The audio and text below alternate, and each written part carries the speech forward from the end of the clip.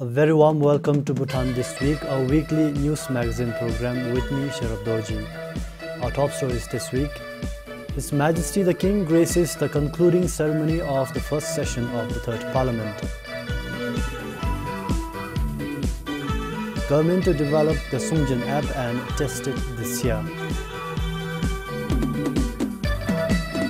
And a committee of secretaries reconstituted after 4 years. Now the details. His Majesty the King graced the concluding ceremony of the first session of the Third Parliament on Thursday. His Majesty was accompanied by His Royal Highness the Gyaltsab. His Majesty was received at the Parliament House by the Speaker of the National Assembly and the Chairperson of the National Council. At the closing session, the Speaker of the National Assembly in his address thanked His Majesty for the unwavering support and for the various Kidu programs to support and help people and other noble initiatives for the benefit of the country. The Speaker also thanks His Holiness the Jkempo for conducting prayer ceremonies for the benefit of all sentient beings. The Speaker also highlighted some of the tasks undertaken during the first session of the Third Parliament. Some of the highlights are the endorsements of the 12th Five-Year Plan and the 2018 to 2019 fiscal year budget, among others.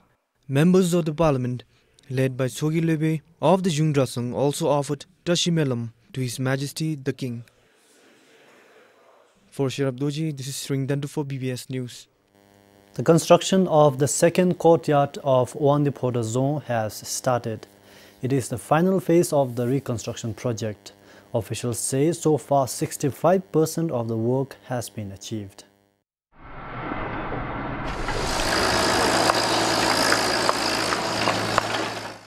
As compared to the first courtyard, works to construct the second courtyard began later due to the changes in its design. The courtyard will house Dukhang and the Rapte. The last phase ki la de gutu dibe de pha sanchuha tule yupchi tip male yupchi ta meter jinga te cha thun thoi. We began the last phase of the work and we are now constructing the wall. We are working extensively on all the three courtyards. We are now left with about 20% work in the first courtyard. The final phase of the project, which is the construction of second courtyard, has just begun. The third courtyard is also almost complete. There are few installation works remaining.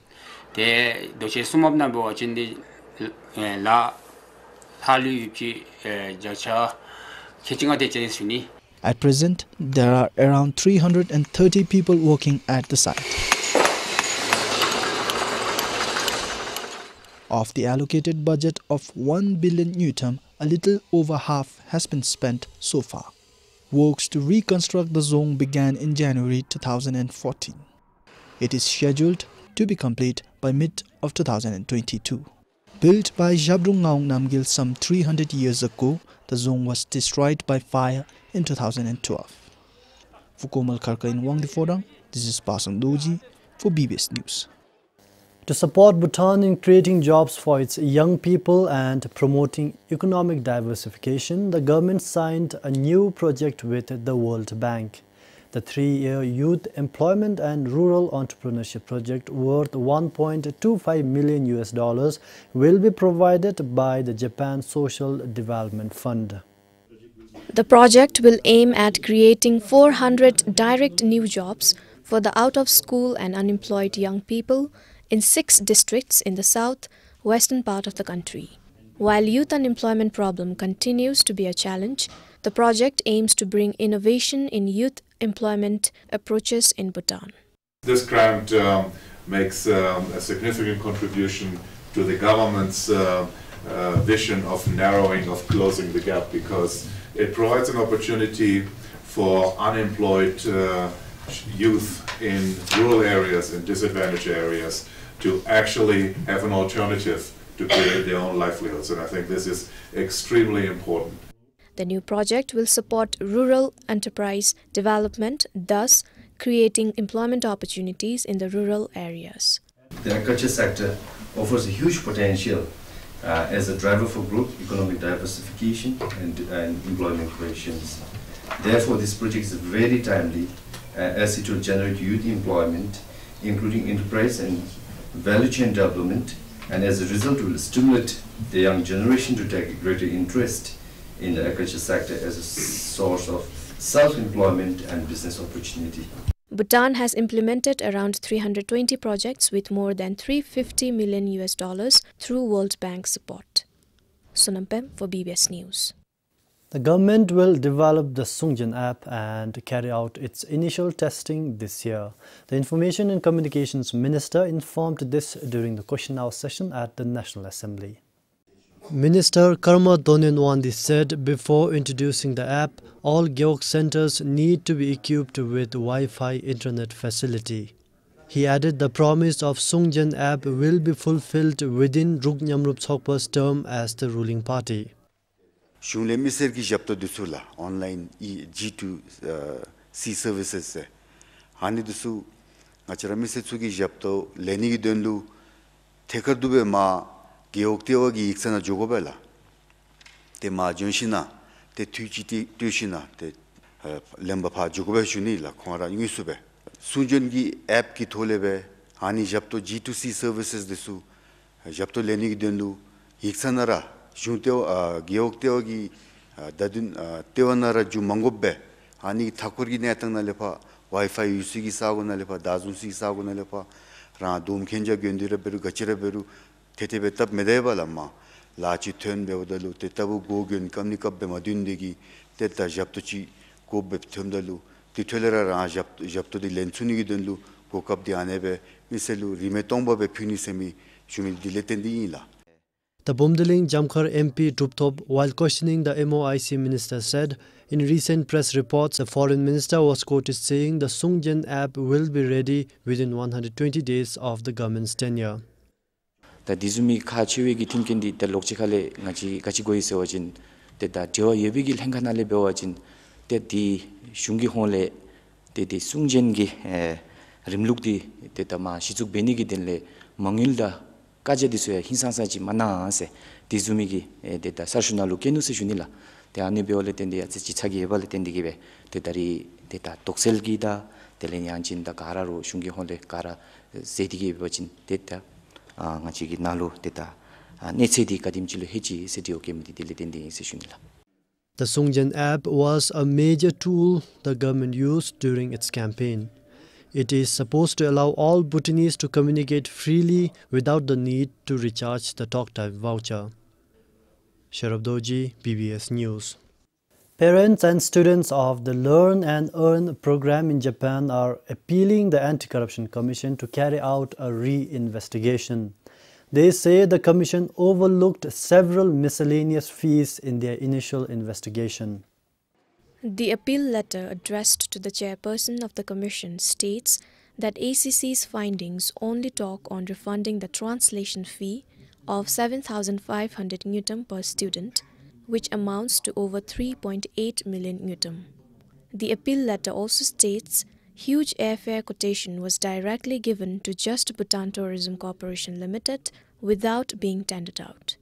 The letter states BEO had told students they had got a good discount on the air tickets, but this was not the case. It states that the charges should have been fairly lower since many of the students took transit flights. The parents and students also wrote that Bhutanese students ended up paying higher tuition fees to the language schools in Japan compared to other foreign students.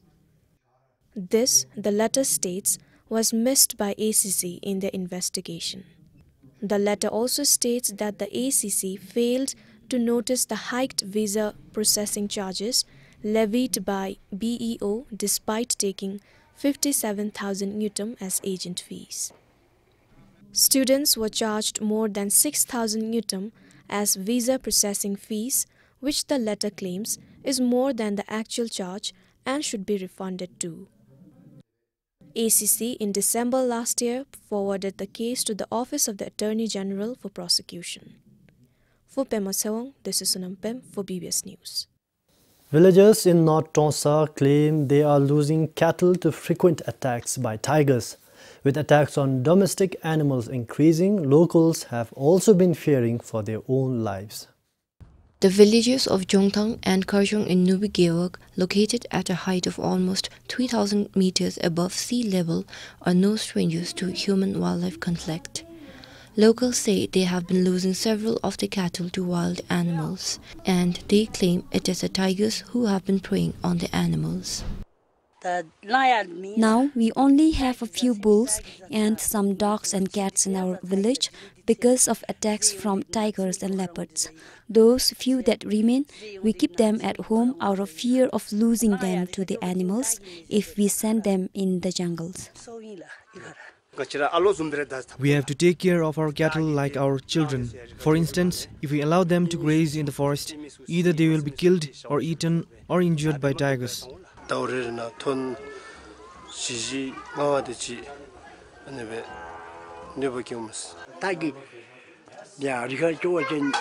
cattle are being killed if we send them in the jungle. Being a farmer, we don't have other means of survival. We depend on our cattle for food and for farming. Many villagers say they often hear the tigers roaring in the jungle, while some claim of having seen them with their own eyes.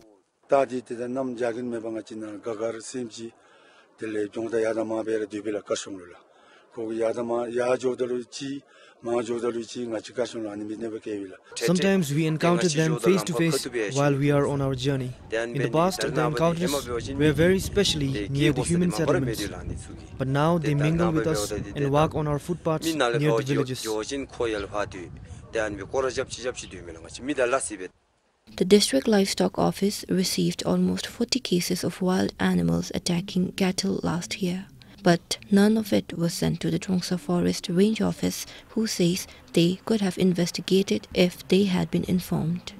This office has not received any complaint or any cases regarding the conflict, nor from the Gewog administration.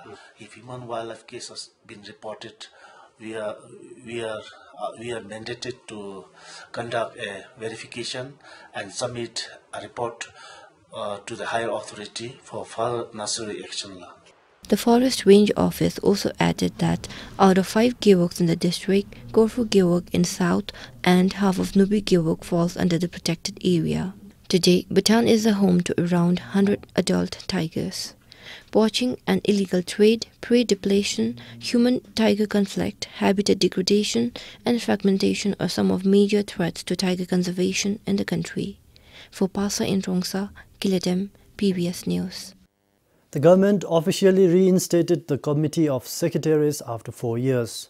Committee of Secretaries is an important institutional arrangement established to enhance good governance and promote transparency, accountability and efficiency.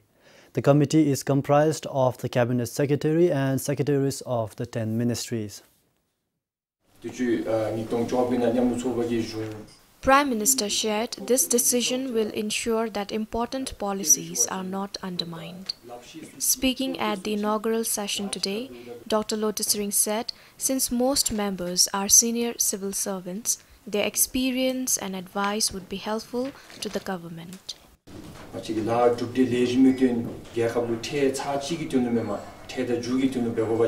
The only thing that is important in our country today is to work together aiming for a common goal, not only for few years but for all times to come. People have entrusted the government with the responsibility to lead the country, and if the government doesn't work together with the ministries and relevant agencies, it would be a great loss to the people and the country.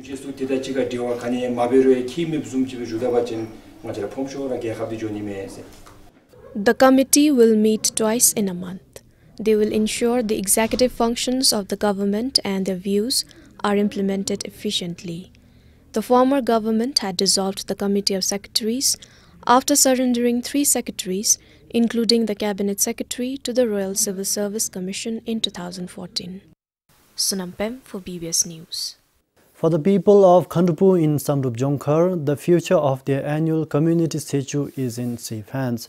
It has been almost 12 years since students in the village have been filling the shortage of marks dancers for the festival.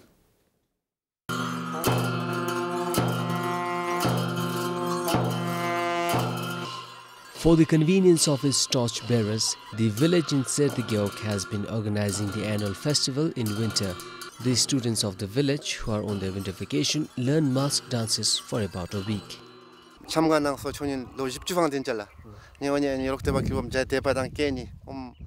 I have been performing mask dances for the last 40 years. The students have learned well.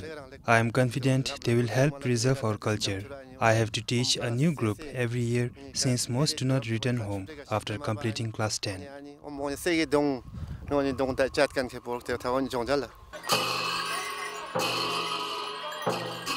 For the students, it's an opportunity to learn and contribute to promoting community vitality. Their will would help keep alive Khandupung's tradition for generations to come.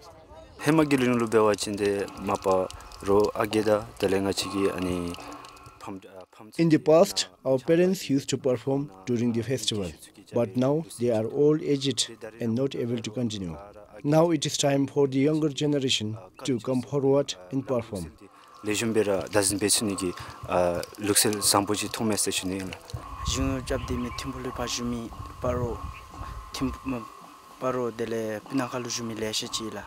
Even after getting jobs, the youth should return to their village in winter to perform mask dances.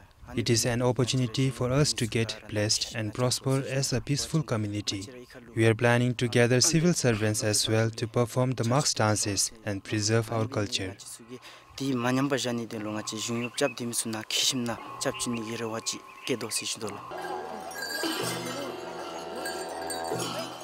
Locals say the two-day Tsechu was introduced in 1985. Hundreds from far and near gathered to be part of the annual festival and get blessed. For Kileongshin Samrup Jongar, Sunamongdi, BBS News. The Ability Bhutan Society launched a project titled Building an Equal and Inclusive Society recently. The project will be implemented in 5 dzongkhags to build inclusive development for persons with disabilities. The 3-year project aims to identify the situation and number of people living with disabilities, especially women and children. The identified dzongkhags are Chuka, Dagana, Punakha, Sarbang and Tashigang. The dzongkhags are selected based on high prevalence of persons living with disabilities and its suitable location. The project targets to involve close to 7,800 people in the 5 dzongkhags. As per the plan, after having identified the needs, after having identified the challenges, I think the project is from here on going to firstly prepare themselves with advocacy, awareness in the society, in the local level, at the family level, Then, not only that, at the end of the project, individual with disability will be prepared as per his ability, and with his own position he should be able to contribute in the nation building. The Ability Bhutan Society has recruited 5 Dzongkhag community rehabilitation coordinators and 10 community rehabilitation assistants. These officials will carry out baseline studies in the dzongkhags, particularly to identify and provide right interventions for persons living with disabilities. These officials will be thoroughly trained by the experts visiting Bhutan very soon from India, and after having trained, they will be sent for the baseline study. So once they report the baseline study, then we will have the intervention done. They will have to train the ECCD facilitators, they will have to train the local health workers, they will have to train the local leaders, including the monk body, targeting their own families and individuals themselves. Based on need assessment, the Ability Bhutan Society will provide disability-friendly tools like customized wheelchairs, walking sticks and adaptive toys, among others. The Federal Ministry for Economic Cooperation and Development of Germany, a private executing agency based in India, and the Ability Bhutan Society are jointly financing the project worth almost 500,000 euros. For Pema Thawang, Kiledem, BBS News. The Bhutan Table Tennis Federation, in collaboration with the Bhutan Paralympic Committee, conducted the first ever Para Table Tennis Festival in Thimphu. The 2-day event is conducted to promote table tennis among children living with disabilities. The Para Festival lesson includes object control, throwing and catching, hand and eye coordination exercise, bouncing and catching balls, and racket holding, among others.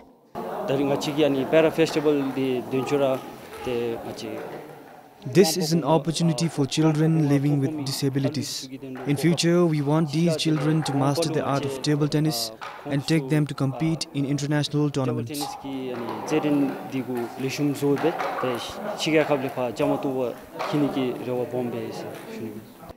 The coach added, the federation is currently in need of more skilled people to teach the game to children living with disabilities. While some children are physically challenged, there are a few who are mentally challenged, so it is essential to know how to deal with them.